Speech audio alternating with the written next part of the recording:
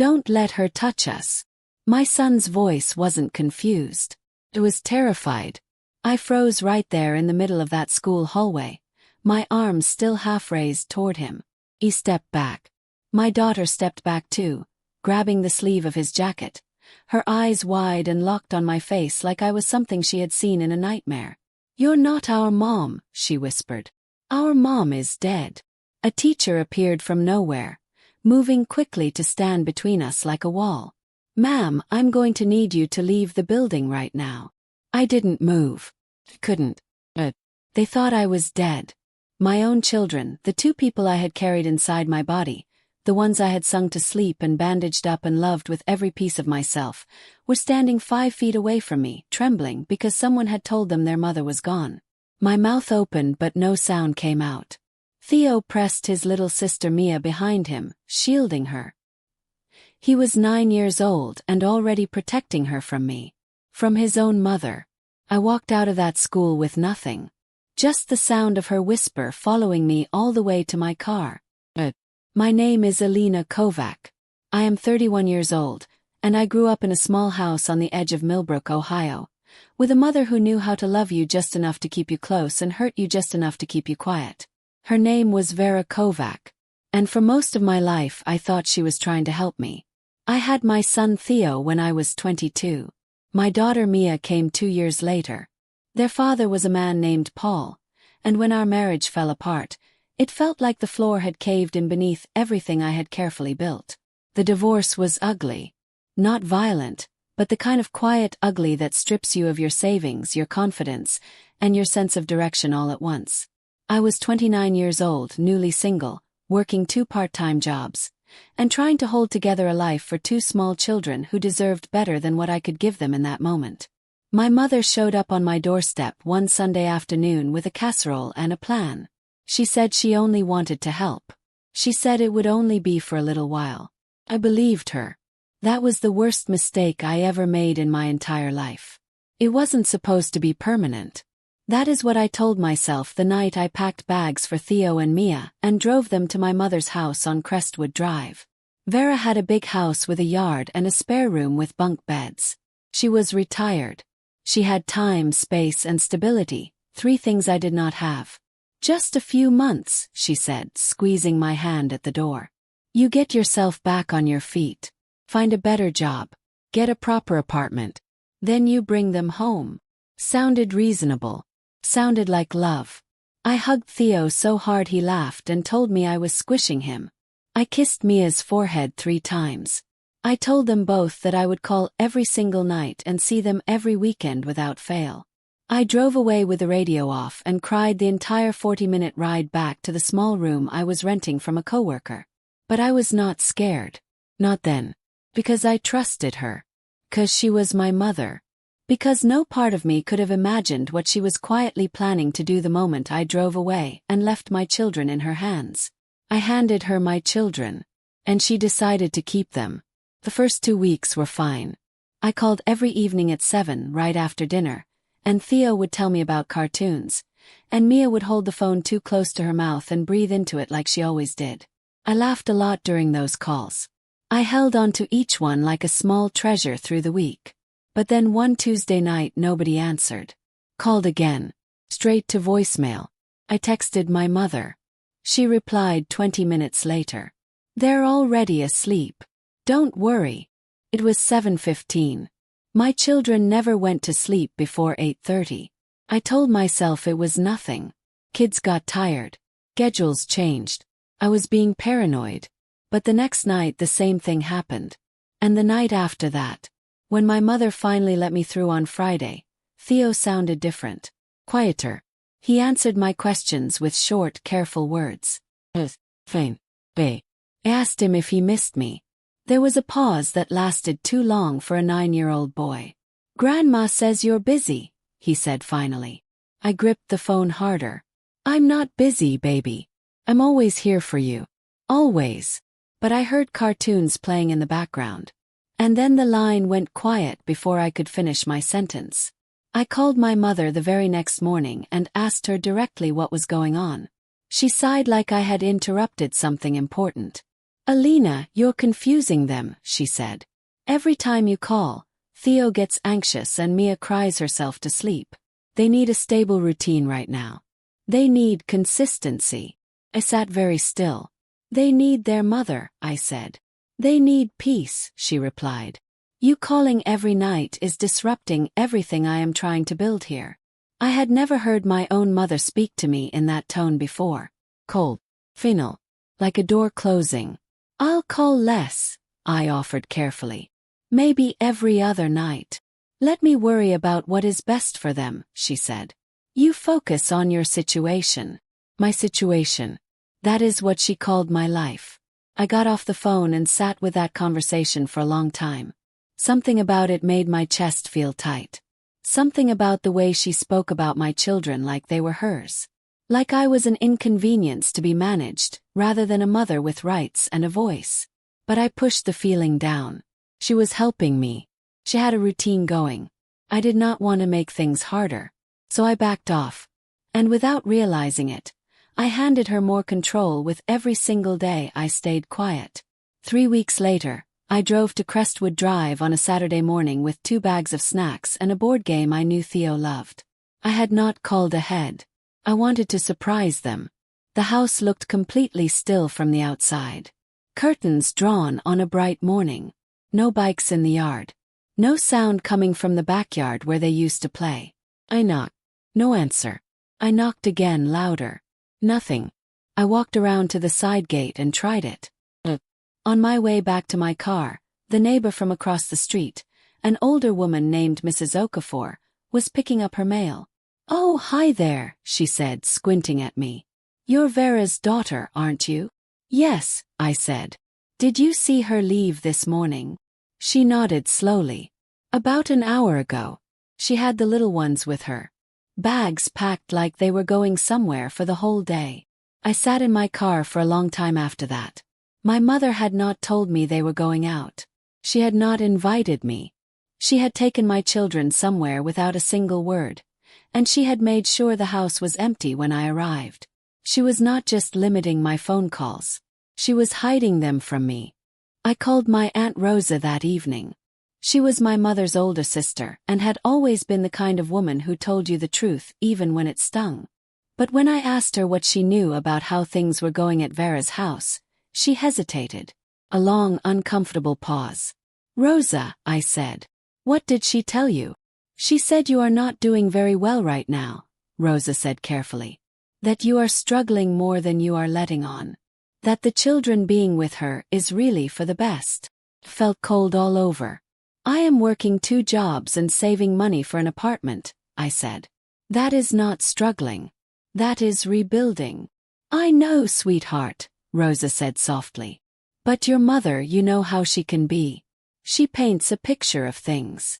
I asked her what kind of picture my mother was painting. Rosa was quiet for a moment. She says you are not stable. That you have been making poor decisions. That the children are better off where they are right now. I ended the call and stared at the wall of my rented room for a long time. My mother was not just keeping my children away from me. She was building a story about me. And she had been building it long enough that people were already starting to believe it. In October, 2 months after the kids moved in with her, I drove back to Crestwood Drive on a Wednesday evening. I had tried calling ahead. No answer. So I showed up anyway. I noticed it right away. The key I had always had for her house no longer worked. I tried it twice, then a third time, tilting it carefully. Nothing. She had changed the locks. I knocked hard. Silence. Then I heard it. From somewhere inside the house, I heard my daughter laughing at something. That bright, bubbly laugh she had been doing since she learned to talk. It was short and quick, and then it was completely gone, like someone had reached over and cut the sound off. Like someone had told her to be quiet. I stood on that porch for 10 minutes, knocking every few minutes, knowing they were inside with her. Knowing she was sitting somewhere in that house, waiting for me to give up and leave. I pressed my palm flat against the door.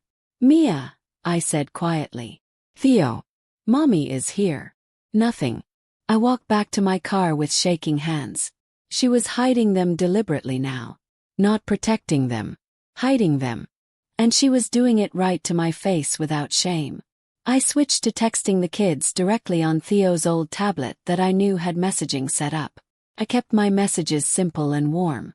I did not want to frighten him or put him in the middle of something he was too young to carry. Mommy loves you so much.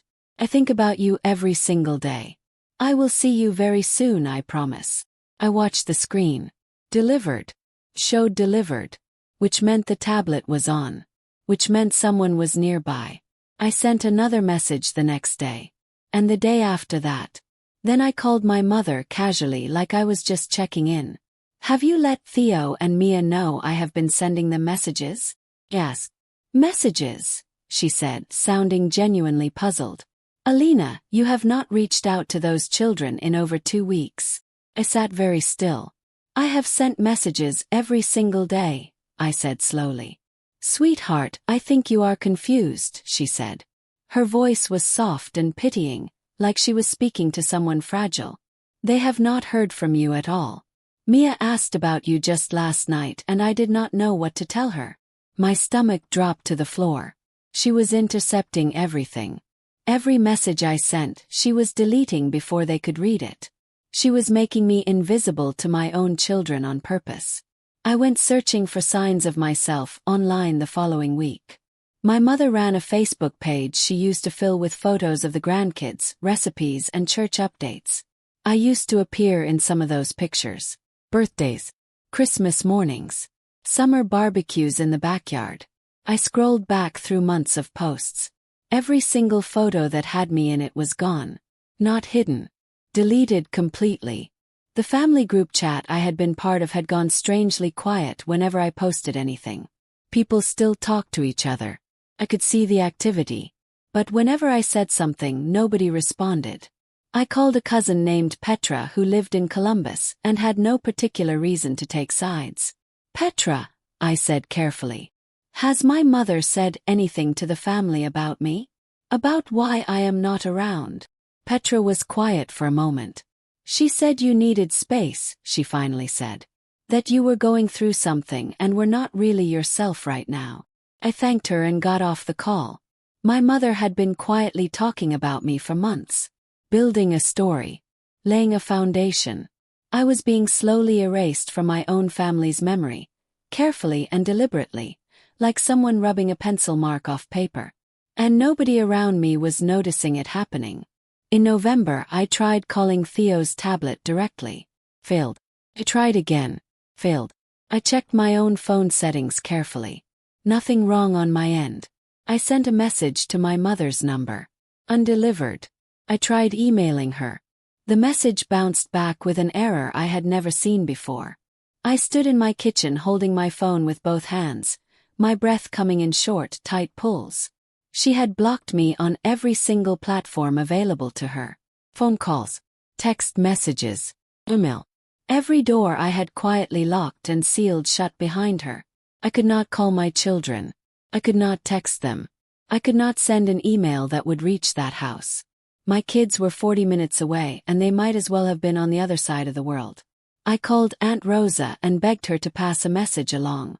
Rosa called me back 20 minutes later.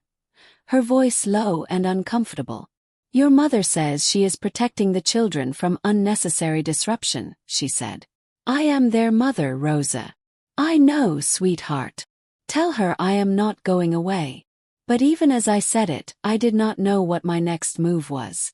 I had been cut completely out of my children's lives. And nobody seemed to understand just how serious that truly was. I went to the Millbrook police station on a Thursday morning with a folder of screenshots and printed text messages. The officer behind the counter, a heavy-set man with tired eyes, listened to me for about 4 minutes. Then he asked if there was a custody order in place. I told him there was not. The divorce agreement gave Paul and me shared custody, but we had never gone back to court to formalize anything specific about the temporary arrangement with my mother. I had trusted her. I had not thought I would ever need paperwork to protect myself from her. He nodded slowly. So the children are with their grandmother voluntarily, he said. No court order is being violated. She has blocked me from contacting them, I said. She changed the locks on the house. Ma'am, if there is no custody order, this is a civil matter. You would need to go through family court. Family court takes months, I said quietly. He looked at me with something that might have been genuine sympathy but could not translate into action. I am sorry. There is not much we can do without a court order in place. I walked out into cold November air and stood on the sidewalk outside. No one was coming to rescue me. No officer. No system. No phone call that would fix this tonight. If I was going to get my children back, I was going to have to do it myself. That night I sat on the edge of my bed and cried until my whole body ached. I cried for Theo, who was probably wondering by now why I had stopped calling. I cried for Mia, who was only 7 years old and could not understand any of what was happening around her. I cried for the version of myself that had trusted her mother completely and handed over everything without asking a single hard question. Then I stopped. Not slowly. Completely. I wiped my face. I sat up straight. And I made a decision. Crying was not getting me closer to my children. Begging my aunt to pass messages was not working. Showing up at a locked door was not working. Walking into a police station was not working. None of it was working because I was reacting. I was scrambling. I was letting my mother control every move while I stumbled around in the dark behind her. I needed to stop panicking. I needed to start building. My mother had one real advantage over me. She had been working on this for months before I fully understood what was happening. But time was something I could also use. And patience was something I had never given myself permission to practice before. That night, everything shifted inside me. I stopped begging. And I started planning. I found a better job in December at a logistics company 20 minutes from my rented room. The pay was nearly double what I had been making combined from my 2 part-time positions. I started saving aggressively. Every spare dollar went into a dedicated account I labeled simply them. I found a family law attorney named Mr. Oduro who took my case on a payment plan after I explained everything that had happened. He told me the truth plainly without softening it. Without a formalized custody order, your mother currently has physical custody by default, he said. We need to go to family court and establish your legal rights clearly. It takes time, but it is very doable. He said it would take several months at minimum. Possibly longer if my mother chose to contest it. I told him to start the process immediately. I also started writing everything down in a notebook. Every blocked call with the date and time. Every failed message. Every day I showed up at Crestwood Drive and found an empty house or a locked door. Every entry was dated carefully and accurately. I was building a record. Not because I wanted a court battle. Because I had learned that the truth alone was not enough in this world. You had to be able to prove the truth. And I was going to prove every single piece of it. In February, almost 5 months after the kids moved into my mother's house, I got a call from my cousin Petra in Columbus. She sounded careful, like she was choosing every word before she spoke it. Alina, she said, I heard something at my mother's birthday dinner last weekend. About you. I sat down slowly. What did you hear? Your mother was talking. She told everyone that you had left. Just packed up and walked away from the children. I breathed slowly and steadily through my nose. Petra, I have been trying to reach those children every single day for months. She blocked my number. She changed the locks on the house. She is deleting my messages before they can read them. I know, Petra said quietly. I did not believe it. That is why I am calling you. What else did she say? Petra hesitated again. She said you told her you could not handle being a mother anymore. That you just needed her to take over everything. Closed my eyes. My mother was not just hiding me from my children. She was telling the whole family a detailed story about why I was gone. She was painting me as a woman who chose to leave. Who walked away from her own kids deliberately. None of it was true. But she had been saying it for months, and people were listening. 3 weeks after Petra's call, I ran into a woman from my mother's church while I was shopping in a grocery store in the next town over. Her name was Mrs. Adebayo, a warm woman who had known our family for many years. She had always been genuinely kind to me. When she saw me, her face did something strange. Shifted. Like she had seen something unexpected. Like she was looking at something that had no business being there. "Alina," she said slowly. "Hi, Mrs. Adebayo," I said, smiling at her. "How are you?" She stared at me for a moment that lasted longer than felt normal. "I am sorry," she said carefully. "Your mother told us." She stopped herself. "Told you what?" She pressed her lips together. Her eyes were soft and gentle, like she was trying not to hurt me with what she was about to say. "She said you passed away," she whispered. "Last autumn. She said you were gone." The grocery store felt very far away suddenly. All the background noise around me, the shopping carts, the music, the checkout beeps, went completely silent in my ears. My mother had told people I was dead. Not that I had left. Not that I had walked away. She had stood in front of people who knew me and said I no longer existed. And somewhere inside her house, my children believed exactly the same thing. I sat in my car in that parking lot for 45 minutes without moving. Then I called Mr. Oduro. I told him everything Mrs. Adebayo had said. I told him about the deleted messages, the changed locks, the blocked numbers, the stories being spread at family gatherings.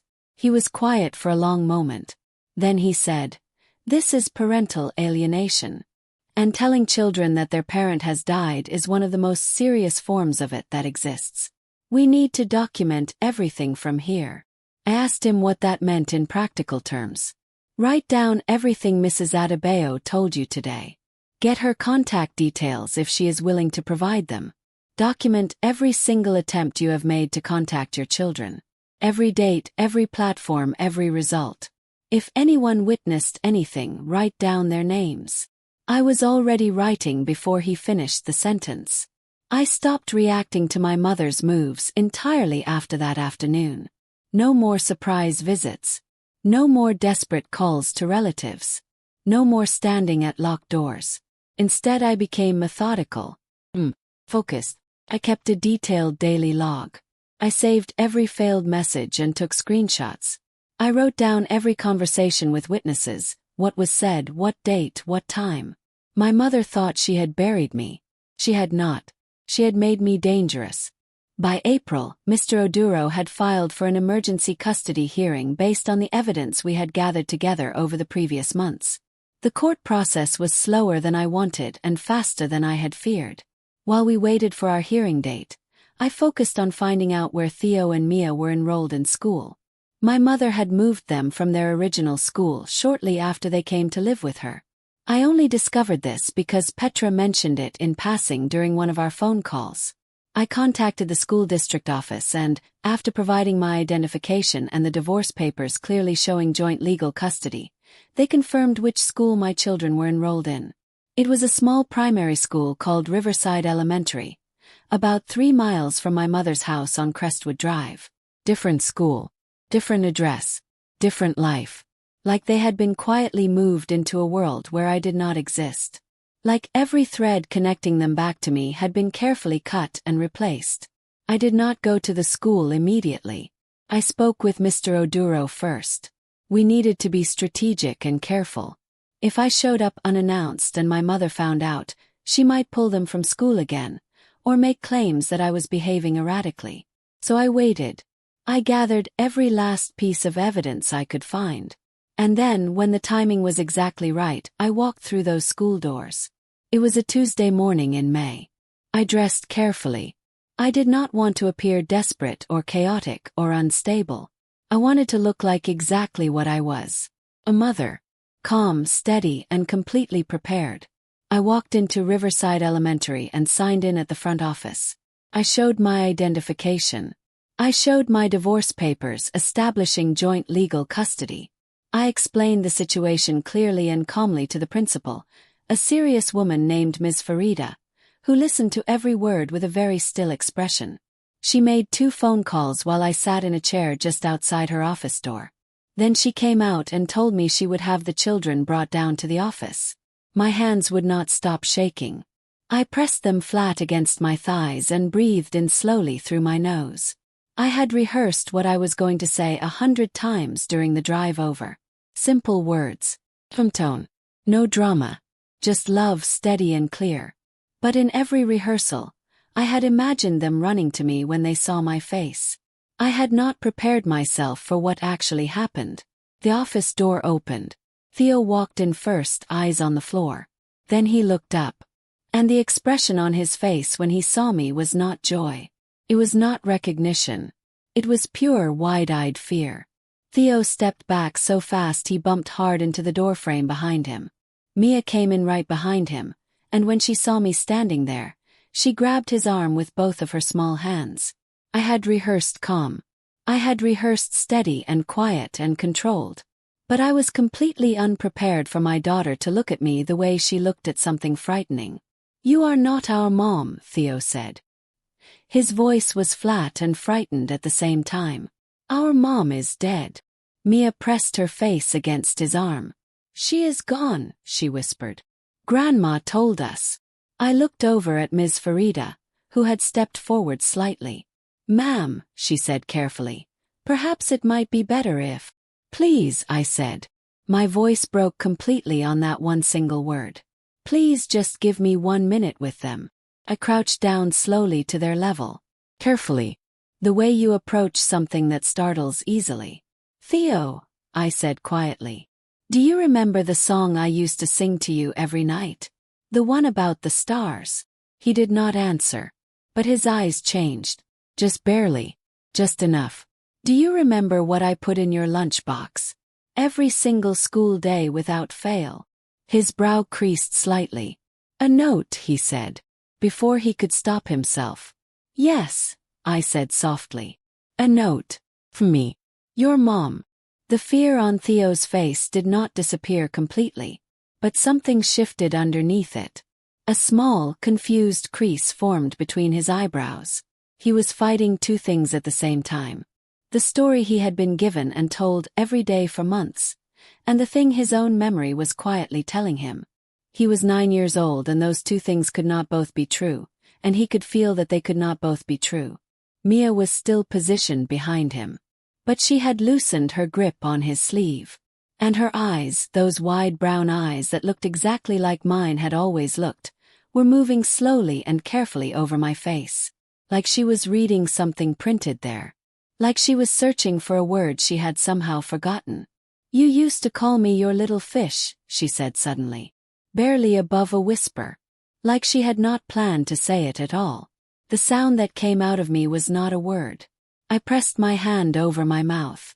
"Yes," I managed after a moment. "Because you used to blow bubbles in your milk every single morning at breakfast, and I could never get you to stop no matter what I said." Mia blinked very slowly. The crease in Theo's forehead deepened. A dead woman does not remember lunchbox notes. A dead woman does not know about bubbles in the milk. I reached carefully into the bag I had brought with me. Mr. Oduro had advised me to bring documentation. Not heavy legal papers full of formal language. The kind of proof that a 9-year-old and a 7-year-old could actually look at and understand with their own eyes. I pulled out a photo album I had spent weeks putting together. Every photograph I still had of us. Theo's 3rd birthday with the dinosaur cake he had insisted on having even though nobody else liked dinosaurs. Mia learning to ride her bike in the driveway of our old house. Her face scrunched up in total concentration. The 4 of us together at a beach somewhere, all squinting into the bright sun with our eyes nearly closed. Me, alive, laughing. Right there beside them in every single frame. I laid the photos carefully on the table in front of them without saying a word. Theo stared at the pictures without blinking. Then I pressed play on a voicemail saved on my phone. My own voice from 2 years ago, singing Theo's star song on his birthday like I did every year without fail. Theo went completely still. Mia reached out and touched the edge of one photograph. The one of her on the bike. Her small finger traced the outline of my face standing right behind her, both hands out, ready to catch her if she fell.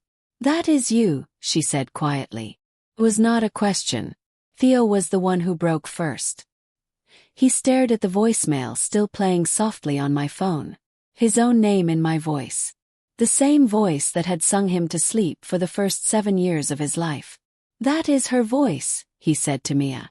Not to me. To his sister. Like he needed her to hear it too, to confirm what he was already understanding. "Grandma said she was in heaven," Mia said. But her voice had lost every bit of its certainty. It was thin now, wobbly and unsure. "Grandma lied," Theo said. He said it quietly, like he was only just now fully understanding the size of it. And then Mia started crying. Not the scared crying from earlier. Something deeper and older than that. Something that had probably been sitting in her small chest for a very long time without any way to get out. I did not rush toward her. I stayed exactly where I was. "Can I hug you?" I asked. Theo looked at me for a long, serious moment. Then he walked across that room and put his arms around me. I held him as carefully as I could. Like holding something precious and fragile that I was terrified to break. Mia followed 2 seconds later. I sat on the floor of that principal's office holding both of my children against my chest, shaking in complete silence. The lie had just collapsed. Ms. Farida had stepped out to make calls while I sat with the children. She sent an office staff member to keep watch while she spoke privately with someone I could not hear. When she came back, she explained quietly that she had an obligation to report the situation to Child Protective Services based on what the children had disclosed to her. I told her I already had active legal proceedings underway with a family court filing. I gave her Mr. Oduro's contact information directly. Within 2 hours, a caseworker had been assigned to our case. My mother was contacted that same afternoon. From what I pieced together later through Petra and through the court process itself, the story fell apart quickly once people outside the family started asking direct questions. My mother tried to explain herself. She said she had only told the children I was gone to protect them from confusion during a difficult time. She claimed she had meant emotionally gone, not literally dead.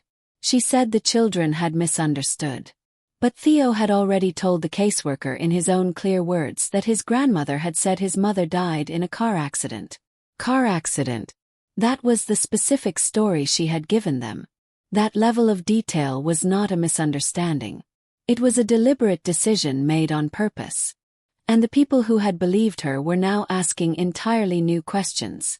The family court awarded me full physical custody 3 months after that Tuesday morning at Riverside Elementary. My mother was granted supervised visitation only, pending a full evaluation. She appealed it. The appeal was denied. I moved into a 2-bedroom apartment on the other side of Millbrook in August.